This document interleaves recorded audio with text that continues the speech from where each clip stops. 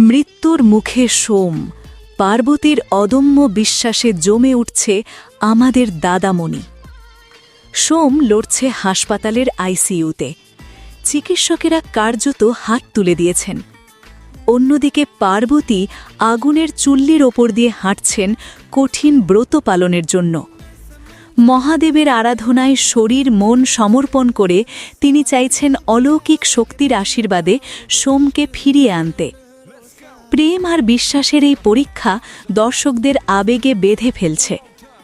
কিছুদিন আগেই ভুল বোঝাবুঝিতে ভেঙে পড়েছিল তাদের সম্পর্ক। এক নববিবাহিতা দাবি করেছিল সৌমি তার স্বামী, কিন্তু ভাগ্যের খেলায় বিষ মাখা তীরে আহত হয় সোম, আর বদলে যায় সবকিছু। একসময় সৌমি পার্বতীকে রক্ষা করেছিল। এবার পার্বতী নিজের সবটুকু শক্তি দিয়ে লড়ছে স্বামীর জীবন বাঁচাতে। প্রার্থনা কি সত্যি সফল হবে, নাকি ভাগ্যই ঠিক করবে পরিণতি? জানতে হলে চোখ রাখুন আমাদের দাদামণির প্রতিটি নতুন পর্বে।